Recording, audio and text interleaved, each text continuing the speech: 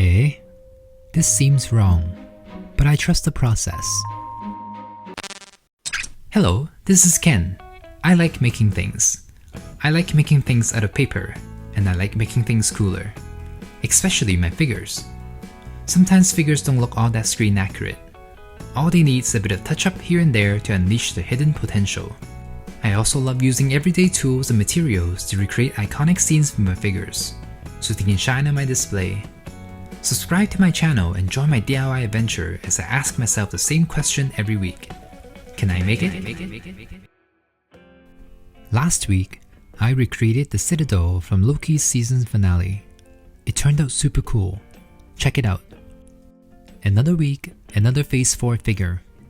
Today, I'm gonna work on Infinity Ultron. I like Ultron, but I didn't do him justice in the Avengers movie. The age of Ultron only lasted a few days or something.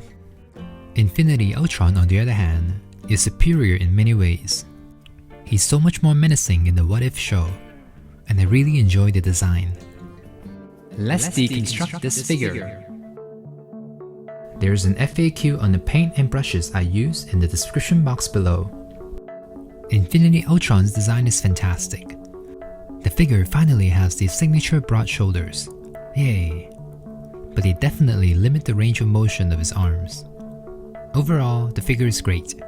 The design translates very well in toy form. The only thing I want to improve on is the metallic paint.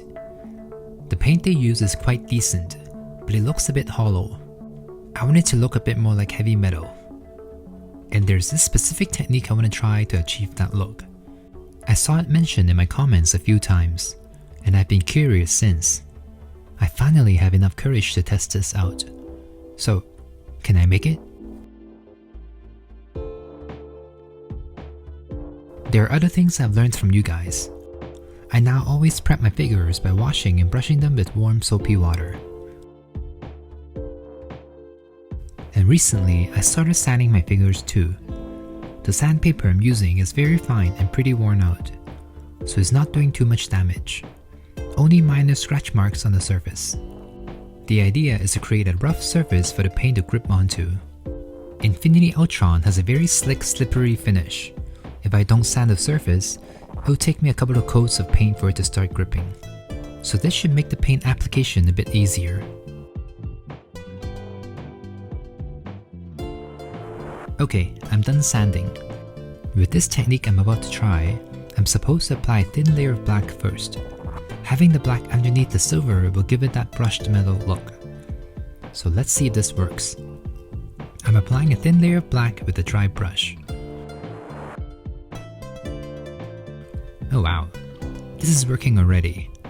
The black paint sinks into the scratch marks and kind of brushes off the surface, giving it this realistic metallic look. Except, it is dulling down the shine quite a bit, but that can be fixed after. Let me apply the black to the rest of the figure first.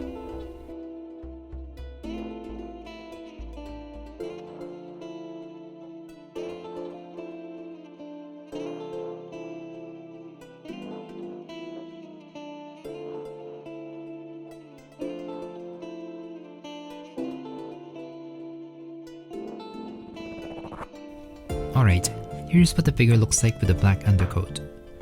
Looks a bit messy at the moment. I hope I didn't ruin it.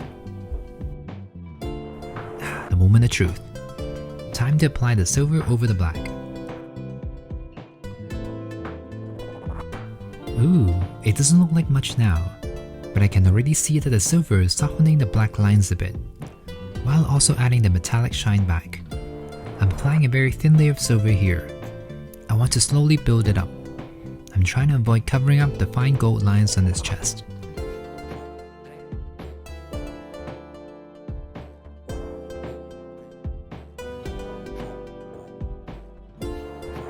Here's what it looks like with one thin layer of silver. That looks pretty good. It has this aluminum look. Let me apply a few more coats to see if I can get it shinier.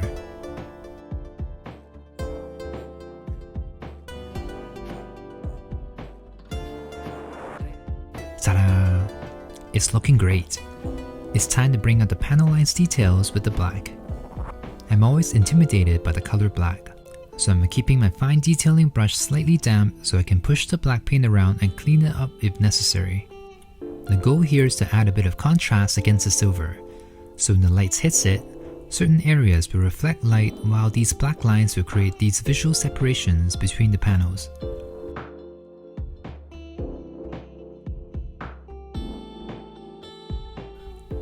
Look at that! This looks awesome. But now the gold looks a bit muted. Let me quickly go over the gold areas with the gold to make them a bit more vibrant.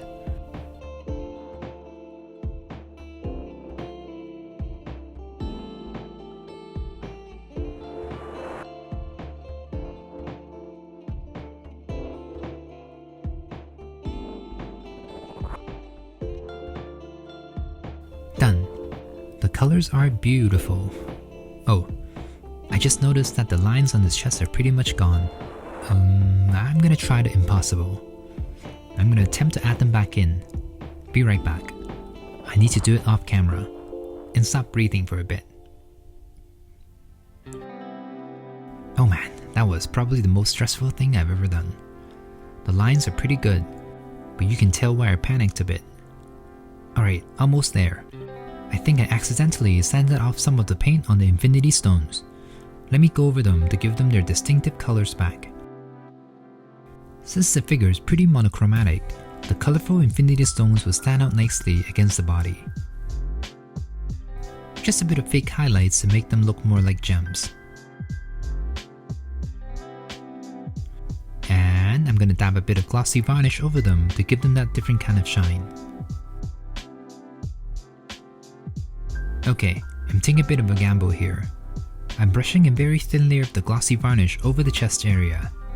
I don't want the gold lines to get rubbed off. I want to add an additional layer of protection there. I hope it doesn't affect the brushed metal look too much. As for the cape, I'm not going to do too much to it. Because of that gold band near the bottom, I don't think I can paint the cape without ruining it.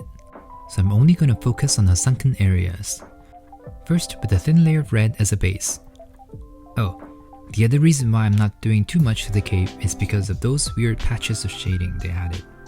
I kinda wish they didn't add these. It's gonna be too difficult to patch them. Next, I'm gonna apply a bit of purple to those sunken areas. I'm going for a subtle look here, since I'm not painting over the entire cape. I don't want to accidentally do too much and it becomes obvious that I was avoiding the gold band.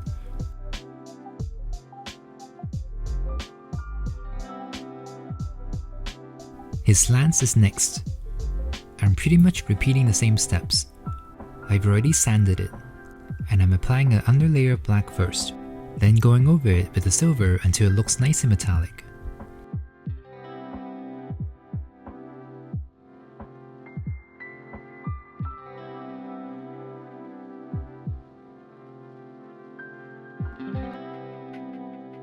Here's Infinity Ultron's head.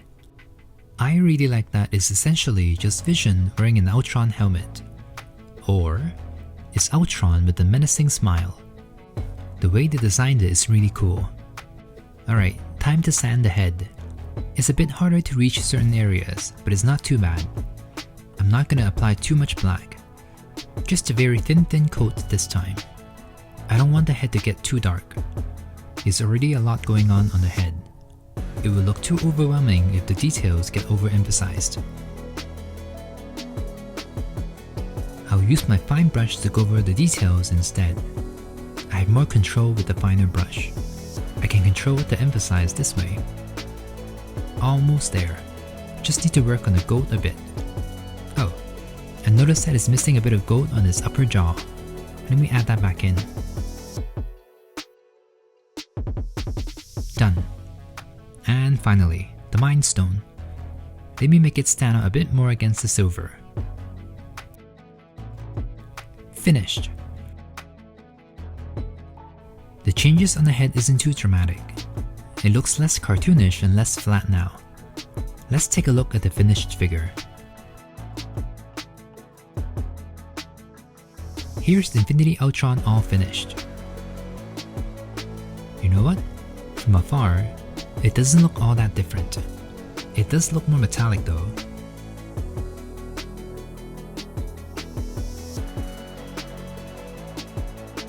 Let's have a closer look. Okay, it looks so much better up close. This is where I can see the brushed metal texture and the black panel lines. To be honest, the original figure captured the cel-shaded cartoonish look quite well, and doesn't really need to be fixed. Infinity Ultron is more grey than silver in the show, but I want my Infinity Ultron to fit in with the rest of my MCU collection, so a more grounded, more realistic look is more suitable. And I'm so glad I tested out this technique. It definitely made the silver look so much more metallic and realistic. It looks cool to the touch now. I love how the black looks on the sanded surface. That brushed metal texture looks perfect here. Supposedly, this technique works on gold too. I'm gonna try it next time. I was a bit too scared to try it here. Alright, let's end this with a photo shoot. I absolutely prefer this metallic sheen on Infinity Ultron. He looks like the final boss that's impossible to beat, especially with those big shoulders of his. The only complaint I have is how limited he is when it comes to posing. I can barely lift his arms. And his lance is also too heavy, so it kinda droops unless it's being supported by something. Funny enough, I can actually use the cape to balance his lance. It actually makes the poses look more dynamic. In my opinion, Infinity Ultron looks best up close. The Infinity Stones are beautiful. The tiny gold lines are neat. And the brushed metal texture is perfect. Do you like the metallic paint? Let me know down below. I'm so glad I tried this technique. My takeaway is to stand in the same linear direction as the shape of the body part, and do it softly for a more natural look. Alright, this was a great technique for me to learn. There's always something new out there. As always, stay inspired and I'll see you next week. I can make it, so can you.